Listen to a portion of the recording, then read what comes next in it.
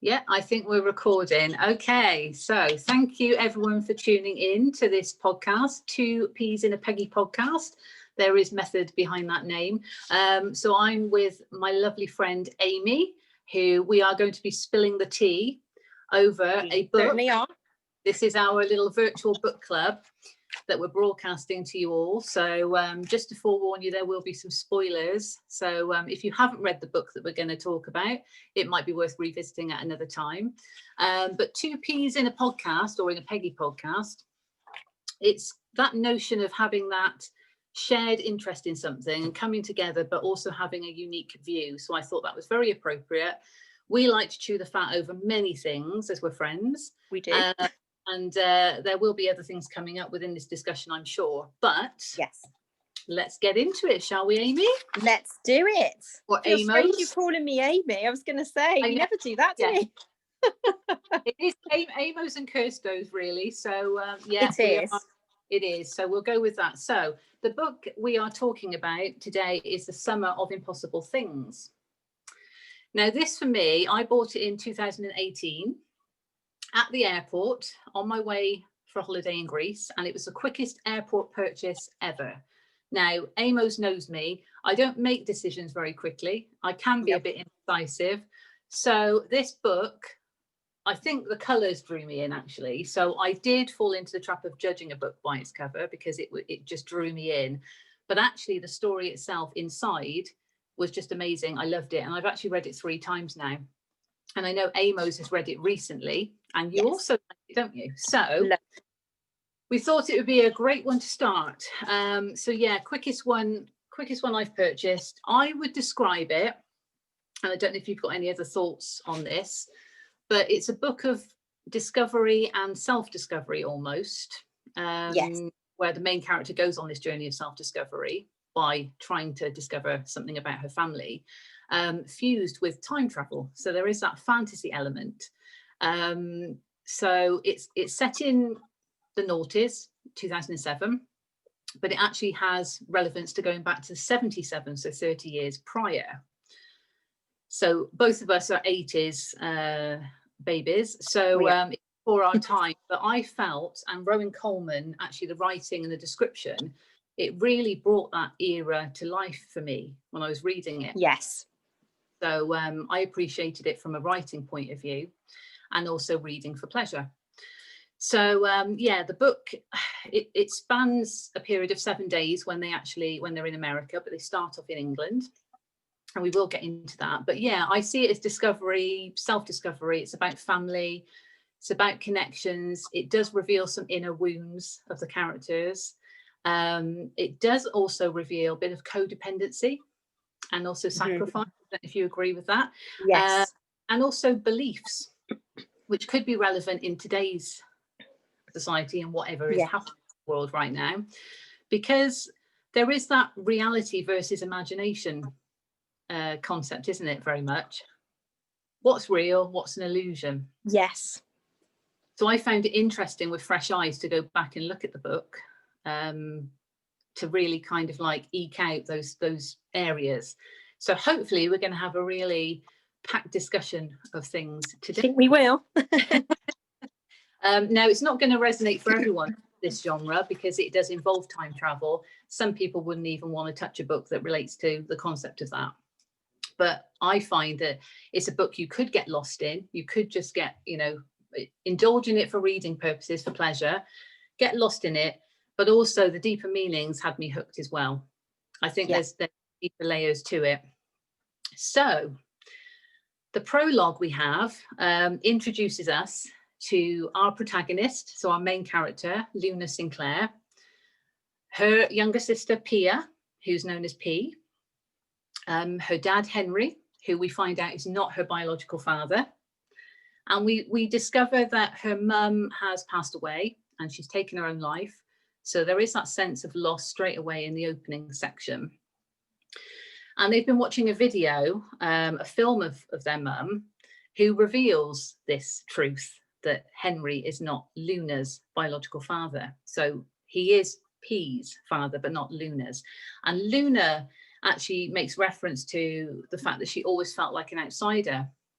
And that was something that kind of pricked my interest straight away, because a lot of us can feel like that, can't we? And I've certainly gone through periods of my life where I felt like an outsider. She makes reference to the fact that she's got blue eyes, so she always knew she was different. That's obviously aesthetically, but there was that inner knowing that she sort of knew there was something different.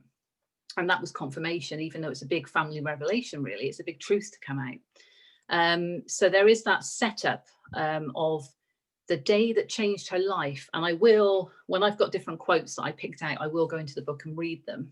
So you have to go, I'm doing that. But yeah, there was a day that changed her life, in her mum's words. Something happened and she did something in retaliation. So we're like, as a reader, we're thinking, what did she do? Yeah. What happened? I want to know what happened. And could this relate to the actual biological father of Luna? Is this why the message was so prevalent for her? So immediately for me, I found, and say if you felt any different, but there was curiosity, there was mystery to it. There was, oh, they're going to go on this journey of discovery together, these two sisters. What are they going to find? So it kind of, even in the first few pages of the book, which was that introduction, it sets it up nicely for what we're about to kind of discover, doesn't it? But it doesn't reveal too much at this point. So then we go into 7th of July, 2007. So it's 1 month on from that time in Oxfordshire, England. We're now in New York City, in Brooklyn. Yes. The two sisters are actually going to the building that was co-owned between their mum and their Aunt Stephanie, to sort out everything, but also to try and discover this truth, because there is truth to be found there, because the mum does allude to something, doesn't she? She says, she does. You'll find me there. So it's almost like there's something there that's going to be discovered. Now, before, and I will read this quote out, there's a section before it goes into that that chapter of the 7th of July. There's an Einstein quote that Rowan Coleman has put on that page, which is, this distinction between past, present and future is only an illusion. Mm-hmm. So I thought that was really interesting, because it is setting up that concept of, what do we believe is real? What do we believe is an illusion? Are we imagining things? You know, what is the difference between past, present and future? All of that. So I don't know if you've got any thoughts on that, but certainly I kind of have, I'm a bit on the fence. Yeah, because I understand that. Yeah, because I sort of think, well, there is a distinction between past, present and future, because we know our past, we know we're living in the present. That can be challenging to do. And we know that the future is ahead of us, but it is that unknown. Yeah. But almost like the distinction is an illusion would make it sound like it's all one and the same thing. Yes.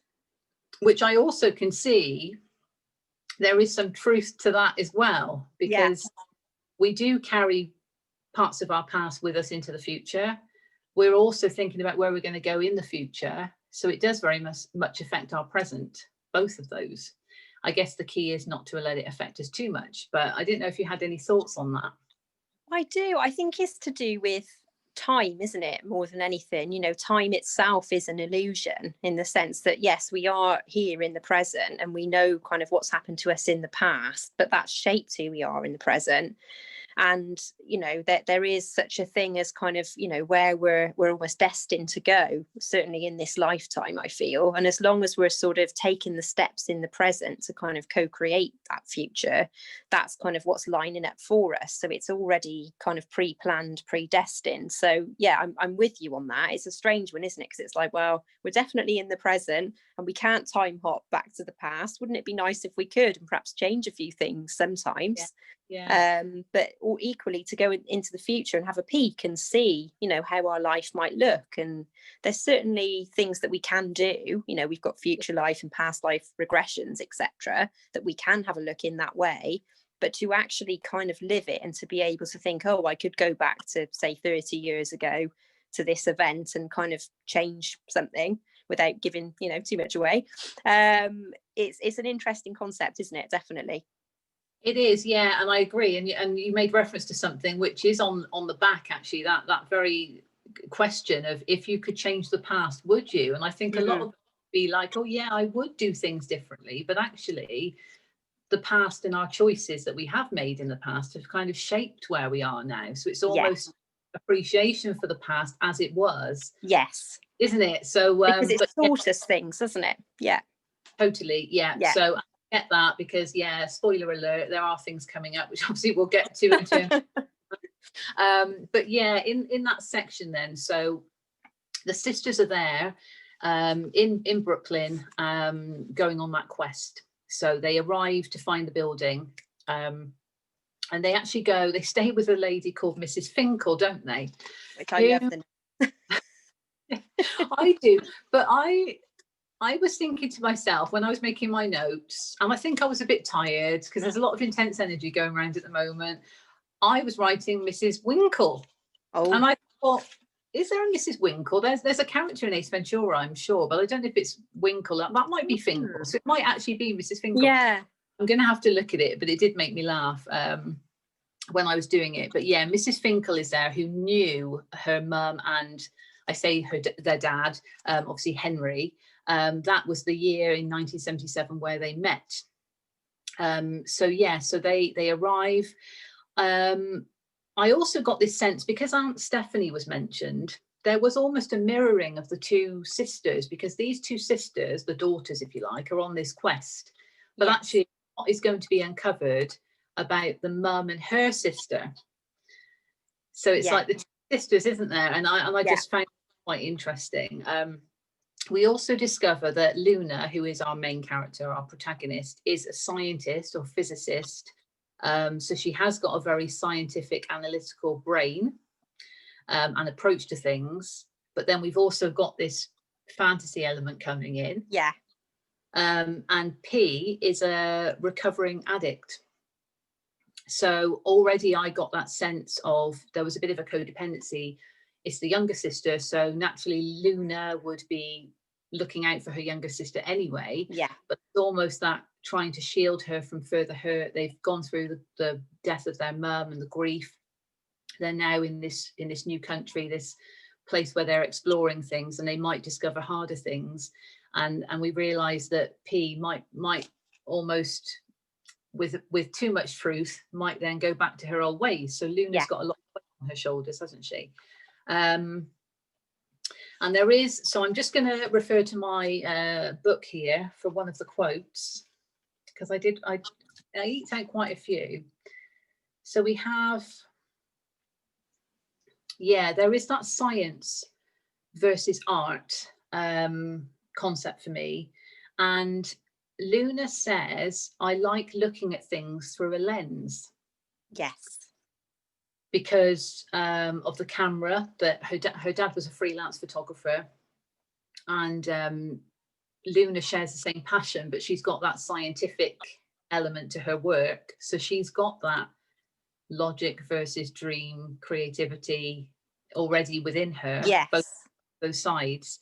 And I found that interesting. I like looking at things through a lens. So, I mean, we do look at things through a lens, don't we? But we do.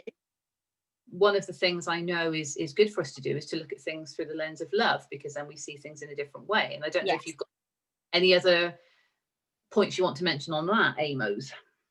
Yeah, I think that's right, isn't it? Because through anything that we see or experience in our life, and particularly with things that are perceived as more of a hardship and challenges, if we can alter our perspective on that, so change our lens to see it through the lens of love or the lens of gratitude, you can instantly change how you do perceive it. So it's not a negative experience. It's kind of, well, okay, this came along. You know, I was driving along and I had a flat tire kind of thing. And that was annoying because I had to go and get my tire changed. But what was the universe trying to show me at that point? You know, perhaps I needed to slow down, because perhaps I'm going so fast all the time that, oh no, I've been grounded and now I've got to stop. So it's made me stop, and it's made me think. So instead of thinking, oh, that's really annoying, and being in a bad mood about it for, the whole day.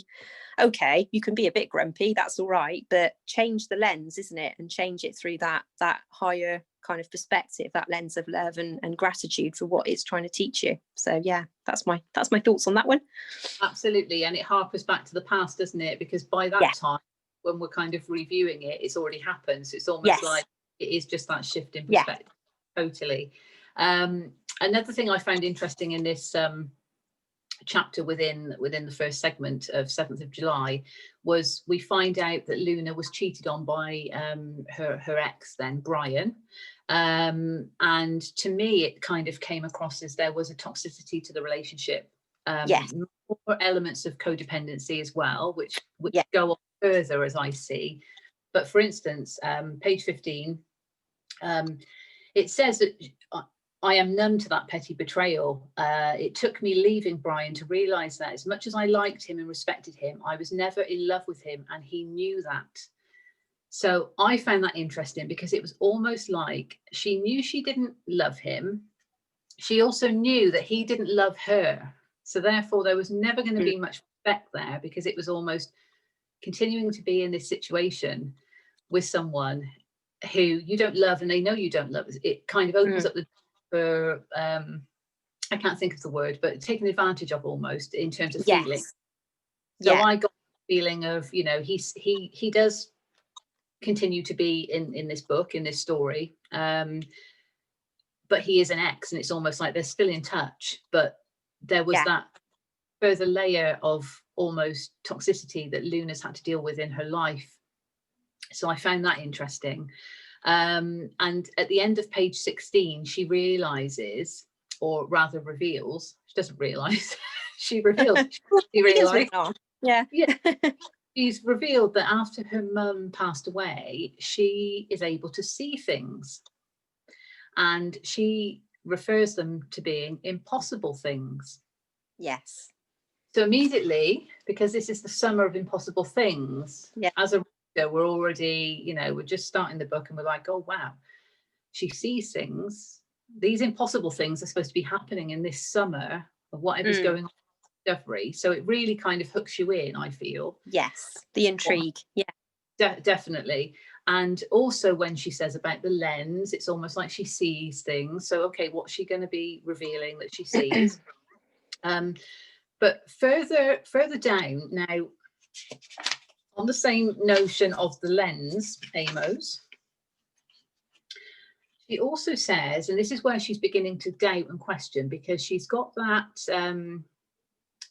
nagging doubt in her mind, which we can all experience, I guess, that she is thinking there must be something wrong with me, because I can't possibly be seeing these things. There must be something wrong with me. Yeah. And mental health issues and psychosis and stuff like that. But I think that's maybe from what she's been told by other people. Yes. Because they don't believe.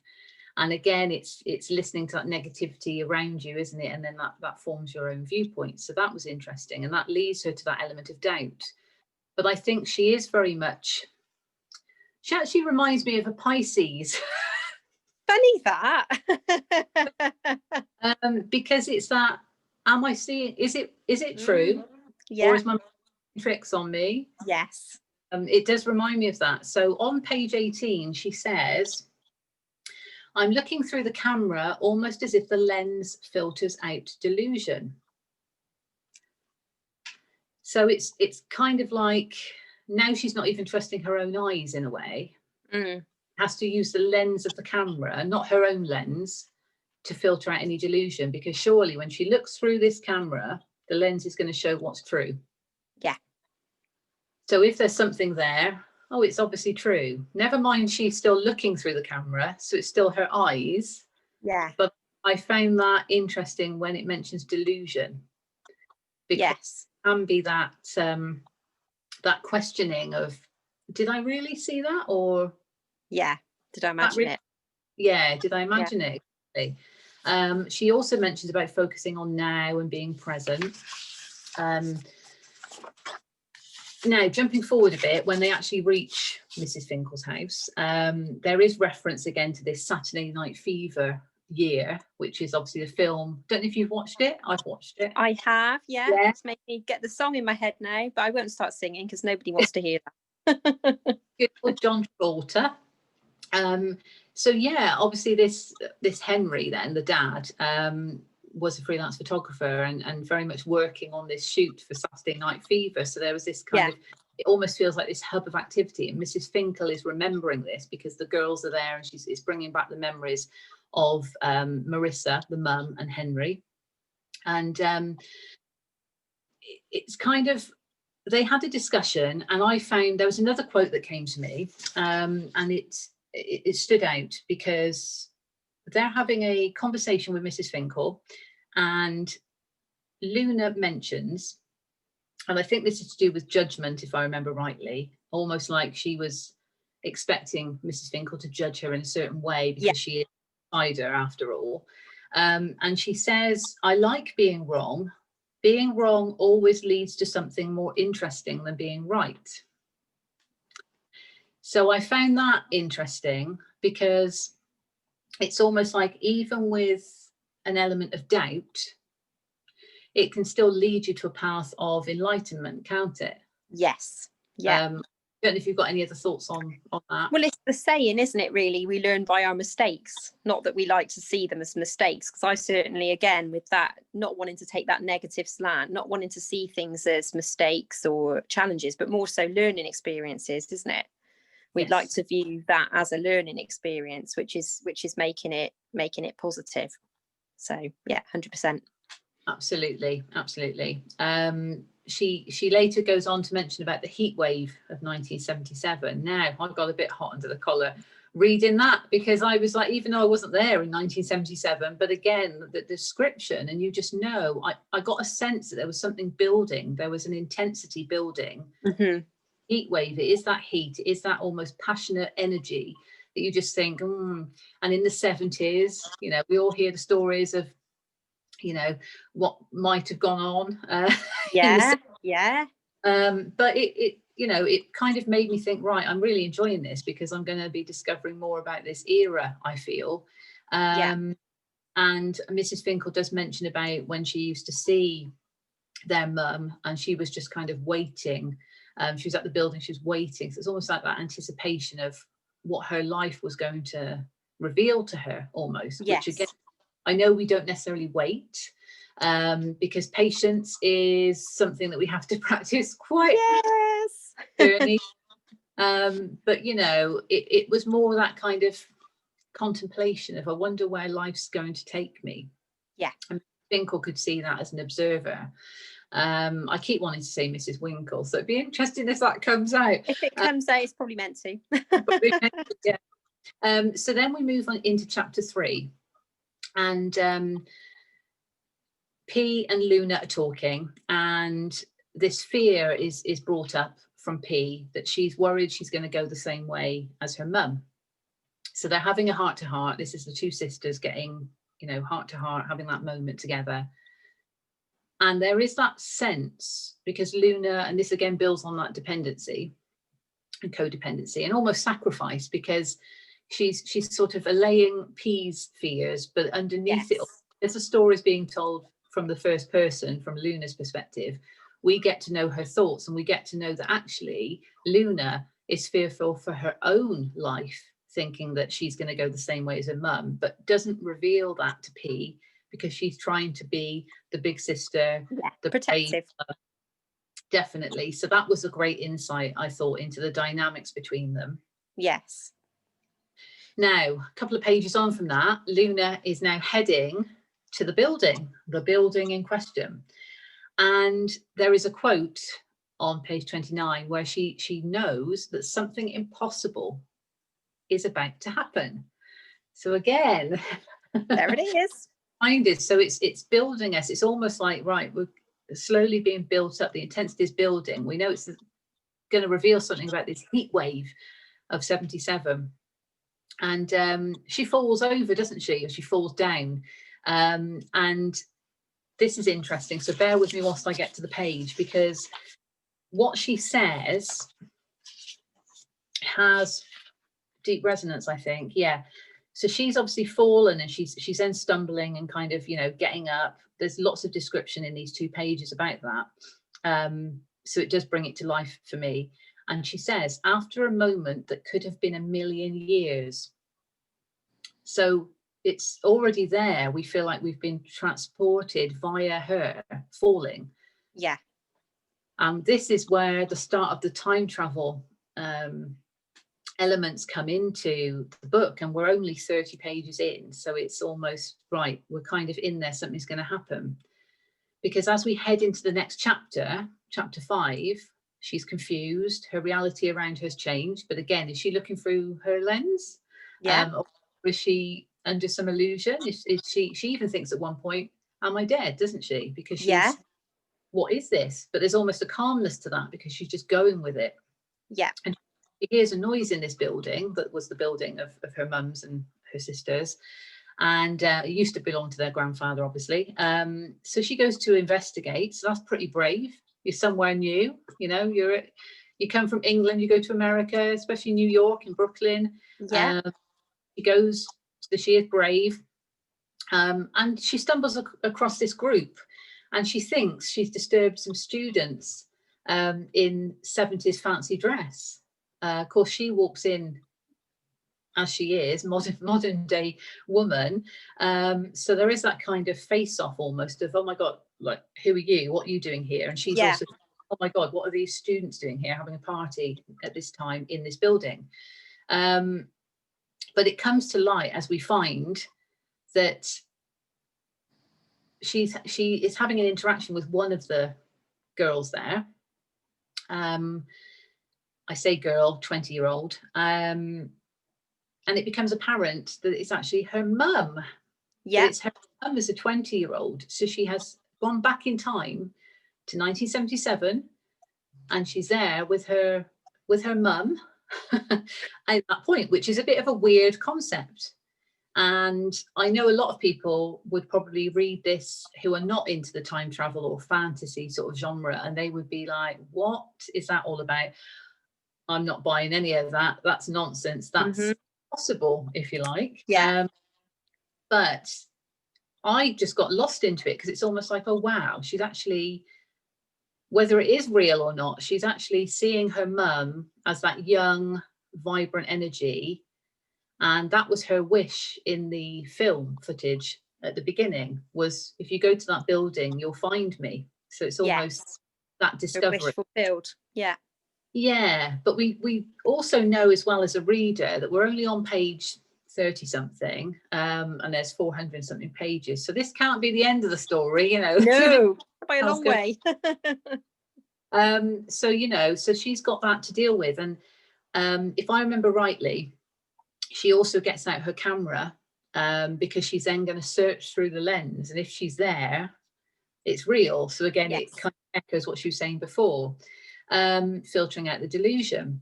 And there's a quote where she says, she's still there and she sees me, which you could interpret that on a number of levels, really.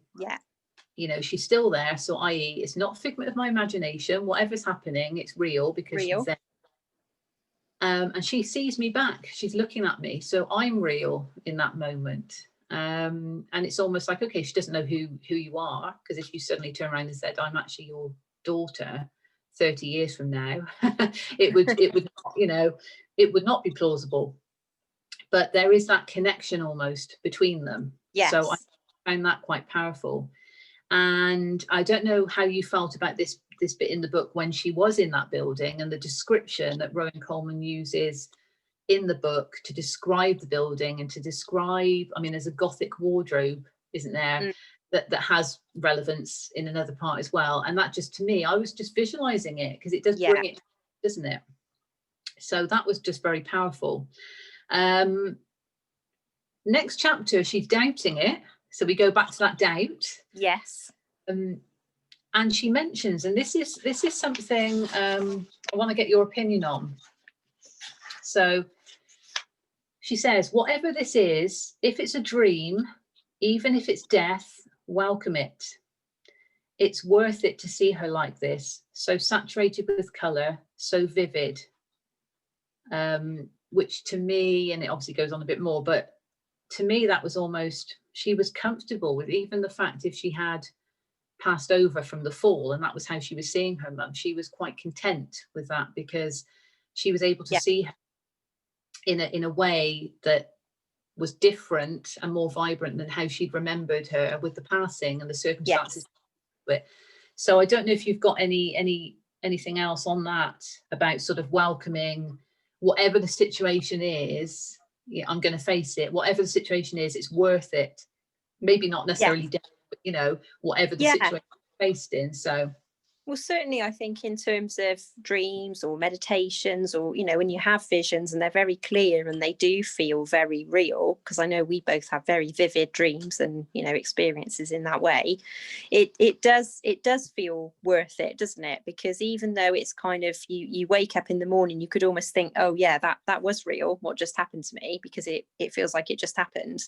But you've got it with you, haven't you? And that's an experience that you can treasure, because you know it's somebody generally that you know. And obviously, you know, in Luna's case, it was her mum. She's seen her in that really positive light, whereas as you say, you know, in life lots had happened and she'd been through a lot of trauma, and she certainly wasn't the same person that Luna had seen her as there, that it was completely worth it. And especially with someone you love, because if you can see them in that light again through that lens of love, it's worth it, no matter how you see that, or no matter what the circumstance, because if the love is that powerful, it's always worth it.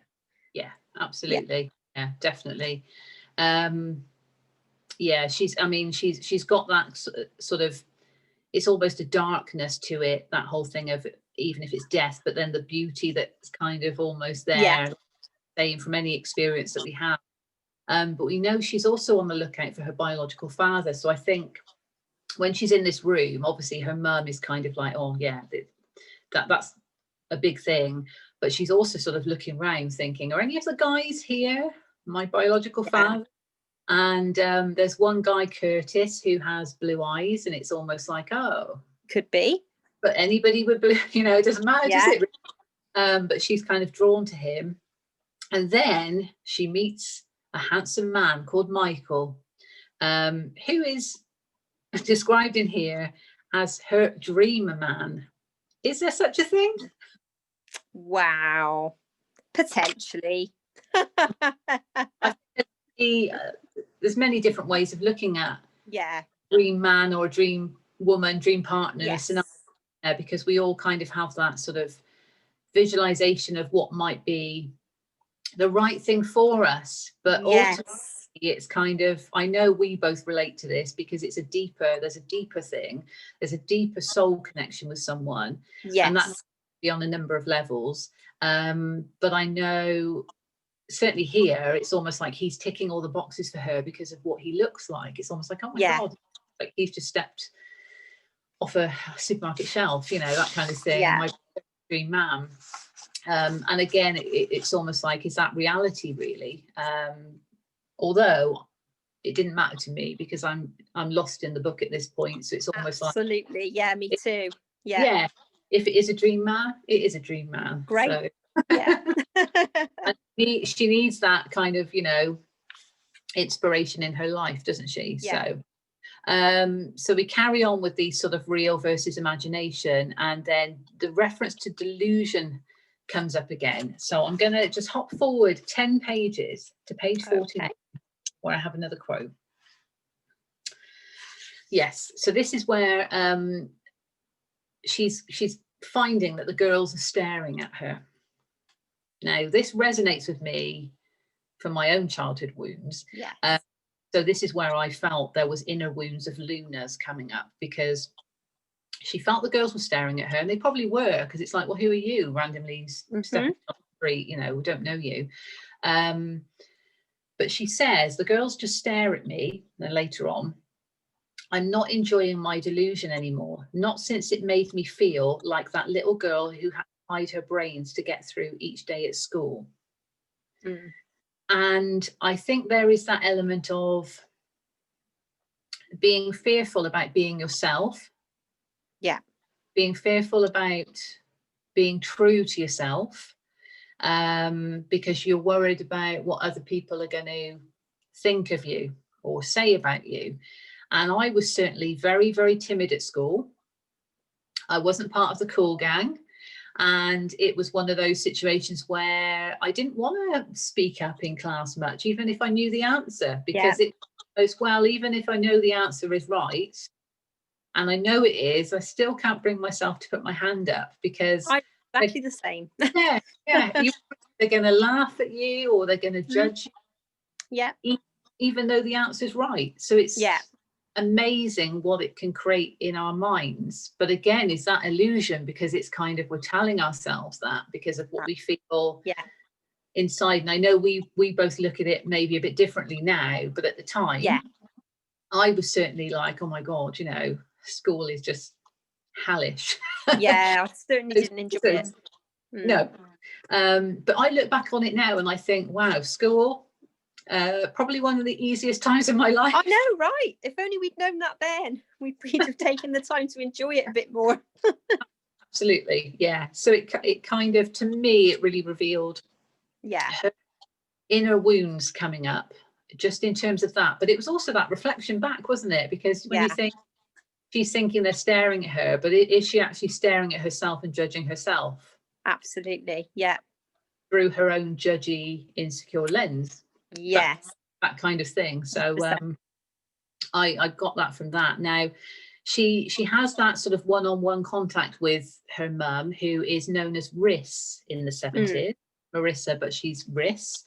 And they're in her bedroom. There's a white dress that's there, which does get mentioned later on. And there is that exchange and conversation about boyfriends and things like that. And she mentions about Henry. So it's like, oh, that's my dad, even though it's not my biological dad, but my dad who raised me. And that she's saving herself for Henry. And she also mentions as well about her faith and the church. So I thought that was quite clever, because it's getting into our minds. Okay, she might be a wild girl. She might be a party girl who likes to wear, you know, the tight shorts.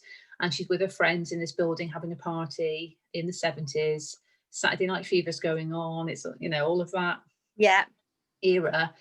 But actually, she's got that unique connection with Henry, who she does later then marry and spends all her life with.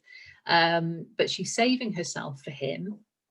And she has got this faith. So when I was reading it the first time, because obviously I know what happens the other times I've read it, I was thinking, well, that must mean then that something horrific happens to her, of which Luna is the result. Because if she's saving herself for Henry, it gives me that very pure and very, I'm waiting for marriage, you know, that sort of thing.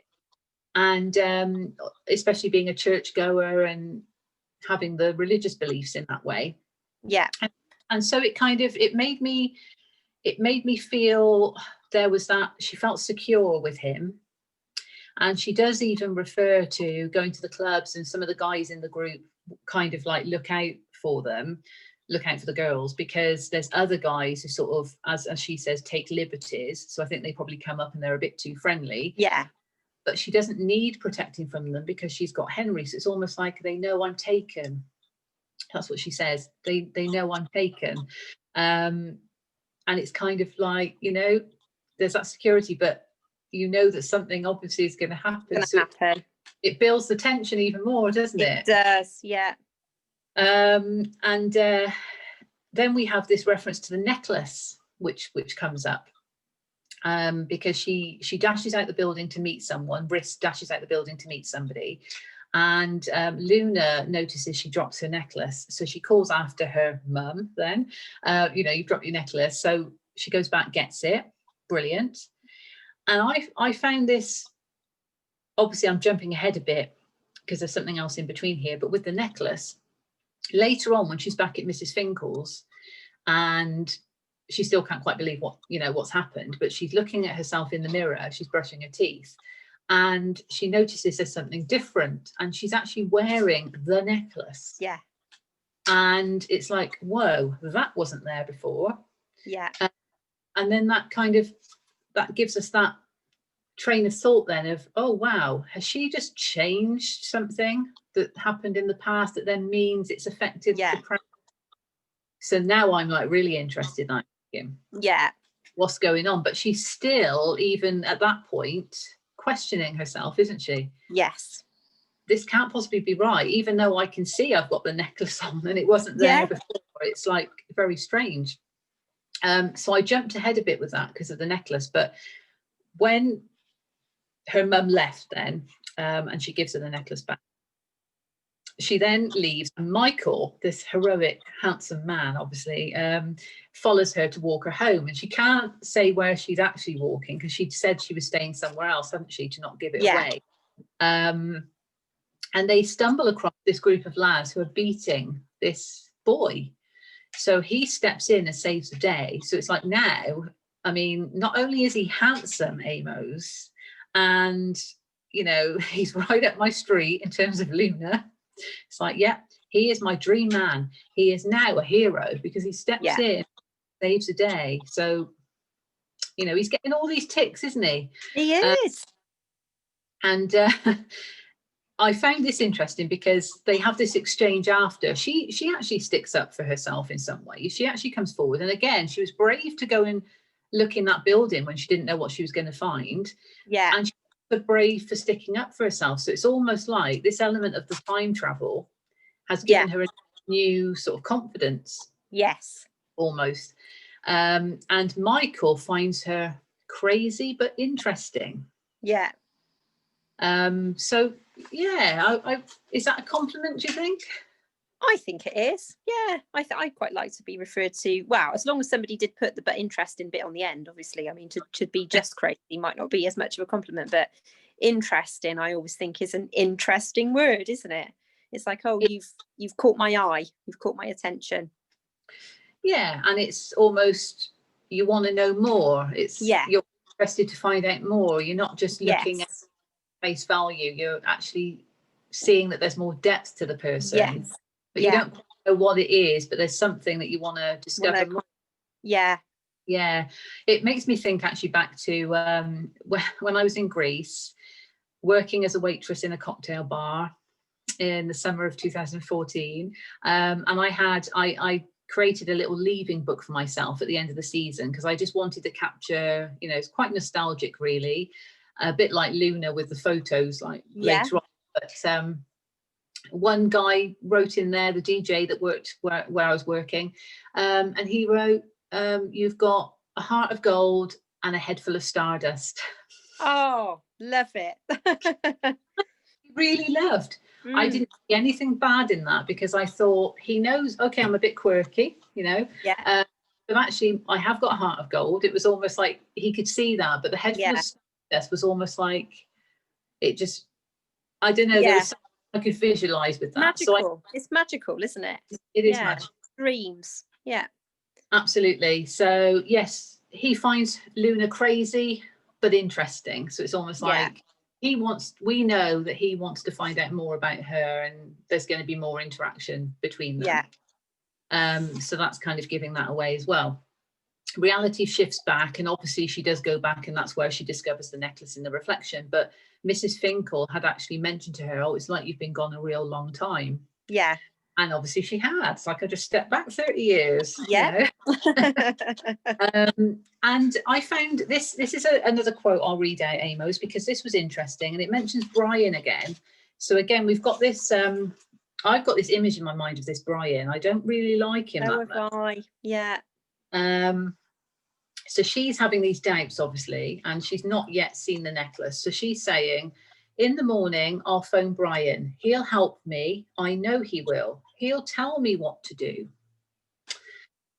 And I'll talk to P, make sure she's got the support she needs before I begin the long process of finding out what is wrong with me and watching my life change forever.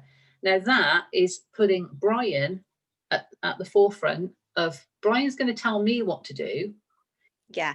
I need to look after P, and then my needs are at the bottom of the pile. Yeah.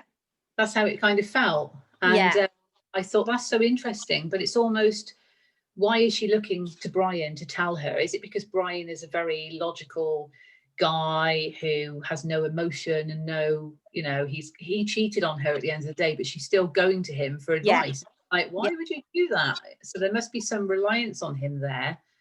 But equally, there's that feeling of, well, I need to sacrifice. I need to rely on Brian to tell me what to do, but I need to sacrifice my own needs to put my sister before me, which is a loving thing to do. But it's kind of, we all know that saying about filling up your own cup first, don't we? So 100%, you can't help other people unless your own cup is full, can you? So exactly. So that is very much a sacrificial reveal, I think, of her character. And certainly going to Brian will tell me what to do. It's almost like it takes away that need for her to think about it. Yes. And it kind of takes away that, well, I don't know if I believe it or not. So if Brian tells me, that must be it. Yeah, because he's that logical person and he will just say it as it is. Yeah, and he wouldn't believe in all this fanciful stuff. He'll tell me. Yeah. And he even says a bit later on, time travel is impossible. Mm-hmm. So it's very, very clear cut from his point of view. And also, after she's discovered the necklace, so she's obviously just been thinking, right, I'm going to phone Brian, he'll tell me what to do, etc. She discovers the necklace. Oh my God, whoa. Wakes up her sister. And this is where we get her sister calling her. And I don't know if you remember this from reading it. Obviously, her name's Luna, but P calls her Looney Tunes. Mm. Now, to me, that was like, okay, I know that's a cartoon reference. There's a bit of play in that. It's clearly a nickname. And Looney Tunes, Luna, there is that kind of, I like it in the writing because for me, that's almost that poetic sound. It sounds, but loony would make me think of crazy, a bit like, you're a bit loony, what are you saying? And it just made me think of that. So I thought that was an interesting exchange. So this Luna is kind of sacrificing her own needs for her sister. And although her sister's not doing it with any malice, there is that kind of, I don't want to say disrespect, but it's almost like, you know, Looney Tunes. That just adds to her delusion, doesn't it? Completely. Yeah, completely. And in the next page, so about the necklace, she's kind of going over it again. The necklace that Mum almost lost, but I gave it back to her. It's there around my neck where it wasn't before. That's not possible, and yet it's true all the same. So she knows, but it's weird. It's almost like, well, I know it wasn't there, but and it's something tangible, isn't it? You know, you can feel it. It's not that's like evidence. That's something tangible. Absolutely. And she further goes on because she was carrying a photo of her mum with her in her jeans pocket from 12th of July. So fast forward a few days from where she time travels to. And so she's looking at this photo and the necklace is now in the photo on her mum. Yeah. But Luna knows it wasn't there before because this is a photo she's carried with her consistently. She's been looking at it consistently because grieving over the passing of her mum.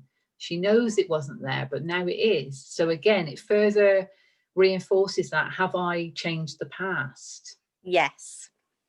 And the argument for whether that could happen. I mean, she says, doesn't she, on that page, I changed the past. Yeah. So or in my notes, I put a question, can we?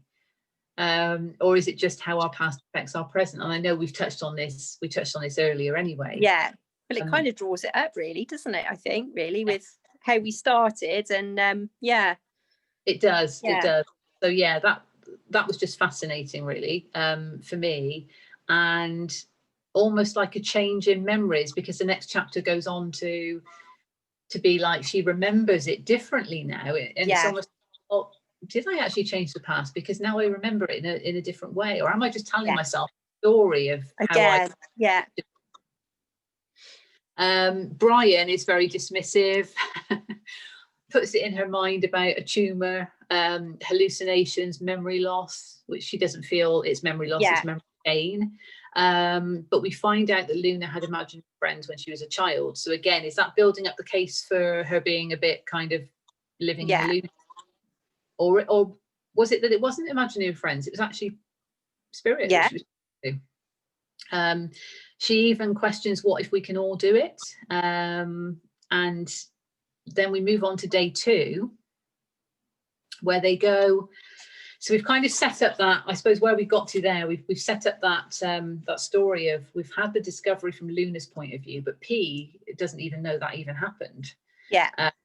And we're now facing day 2, where Luna and P are going to the lawyer's office. Yeah. So they're going to meet this Watkins Gillespie, which sounds quite grand. Yes. And what I found interesting when they were talking, and he was referring to the fact they're obviously from England, but all of us come from ancient places and we're all connected. And he mentions, and I will read this to you. First of all, I will say, yes, so imagine that you and I, we share a common ancestor. So I thought that was interesting, because that's almost like, oh, yes, we probably are connected, but is there a deeper meaning here? And we find out he's also got blue eyes. And he knew the mother. Yes. He knew the aunt. So we've got someone else who's connected to this story now. So we're like, well, where does he see the dynamic? And we find out through what he's revealed. And you'll have to excuse me, there's sirens going on. That's all right. The ambulance. We find out that he's got a deeper insight into the fact that there was no communication between the 2 sisters for all that time. Yeah. So there is that kind of sense of, right, there's still more to find out here about those 2 particularly. And there is I want to get your feelings on this. He mentions, because he's lost his wife, so he can relate to loss and the fact that they've lost their mum. Yeah. Obviously they're there from a business point of view because he's handling the affairs with the building, but he's mentioning about loss, and he says, we reach this conclusion: our physical bodies, they break down, eventually returning to dust, but energy is never destroyed. And what is love if it isn't the most powerful energy we know of? Would you agree with that? Yeah. Yeah. 100%. It's a simple one, really. It is. Although I do think it is the most powerful energy we know of, but I think the highest kind of vibration is peace. Actually, the highest state that we can reach. I mean, being in a state of love and loving energy, yes. But peace is actually, if we can find peace with everything that kind of happens around us and to us, then we've made it. We're essentially Buddha on the shelf, aren't we? So like that. That is good. That is good. So I found that interesting, because that's very much a kind of, there's a spiritual connection there, which I know resonate with as well. But obviously they go to the building then with this lawyer, and it's noticeably different for Luna, because she was there last night, but she was there in the south. So this building is completely kind of decrepit and desolate and just worn down. The security guard is there, so he's got to let them into the building. It's like, well, how did I manage to just get into the building last night? So we know that there's this weird, but she still can't say anything. The security guard gives them a box which has got "my daughters" on it, so that's from their mum, and they know, oh my god, it's like Pandora's box, isn't it? What is in this box? There's going to be some truth. Do we really want to open it? It's almost like well, it's nice to get gifts, isn't it? Because you open it with excitement. But I think when they're faced with this box, it's almost like, what's going to be in this box? What's going to be inside? And we find out that the last time somebody was in the building was a couple of weeks ago to do an inventory. So it's like, again, well, Luna knows she was there last night, so how can this be? There's more reference to Brian. Brian would say this, Brian would do this as well, which I found interesting that came up again, along with the fear of opening the box. So it's almost, Brian is the go-to person when it's kind of like, oh, it's something quite difficult for me to deal with on that level. What would Brian do? Brian would do this. Dependency again. Another thing I want to quickly get your views on because this one does resonate a lot. Okay, so Luna they're obviously in this building. This is before she starts to hear music again, but she's actually saying, sorry, I take that back, because they have heard music, but she hasn't gone up the stairs yet. So they hear music and they're like, where's this coming from? So Luna is kind of starting to question, is it happening again? Then she goes on to say, there's a theory called the quantum multiverse, where an infinite number of universes coexist in exactly the same place. What if this is something like that? A universe where all moments of time exist at the same time for all time. Yeah. And I found that, because I believe that. Yeah, so do I. Yeah, so I know that's our personal views and not everybody would share the same. But I just thought, yeah, why not kind of open your mind to the possibility that there are these situations going on? And it all boils down to what we feel, doesn't it, and what we believe, because 100%. Not everybody's going to. We can't encourage or force anybody to believe the same, but it's almost, if you're open to the possibility, there's almost a magic to it and a wonderment to it. Yes. Curiosity to it. So that was interesting. Now, obviously, they've heard the music and she goes to investigate on her own. So again, brave. She then randomly sees Aunt Stephanie, the young Aunt Stephanie. But then no sooner has she seen her and she's taken all that in, there's nothing there. So it's almost like she has just jumped between. Literally just like that. Between those two places. Absolutely. Yeah. So where the past was existing on that timeline, and she's now gone from the future into that. Really, how it was described is really good. Now, when they finally open the box, they find a projector, reels of film and a battery. So they obviously set it up. And P makes a very interesting comment, which is that it feels like a dream. So she says, none of it seems real, does it? It's all a bit like it's some kind of dream, don't you think? Like we might wake up at any minute. And then Luna's thoughts, because it's in her first person, and she only knows the half of it. P then goes on to say to her, but am I in your dream or are you in mine? So the very fact that P was kind of almost questioning the reality and just, there's so much going on, there's so much to take in, it doesn't feel real. Yeah. But Luna, on that deeper scale, we know that she's unearthed much more that she feels she can't say. Which I found interesting. And then they start to watch one of the films, and this is the moment, and this is coming up to the end of the I think it's a good place to end the podcast. It is, yes. Because it kind of brings us to almost half point, almost. Yes. They're watching this film. So the two sisters are there and they're watching their mum on this projector, and they know that something's going to come up. So there's this anticipation, but there's also this worry and this fear of what might be said. And we find out that her mum was actually violently sexually attacked by someone who she knew and trusted, and she killed him in retaliation or defense, What I found interesting was she says, I knew I wouldn't be believed. And it's almost because this guy is obviously a trusted person who, at this point, we're thinking, who could it be? We're still at that. Obviously, we know we've read the book, but it's almost like, who could it be? Somebody who's trusted. We know that she was saving herself for Henry. So this must be a pretty bad person to be doing this to our wrists, So who could it be? And she reveals that that's why she ran away to England with Henry. But then a further revelation, as if that wasn't bad enough, Aunt Steph knew about it and she helped her cover it up. So then we've got this revelation that, those two weren't talking to each other for 30 years. I wonder if that's got anything to do with it. Yeah. There's something deeper, here.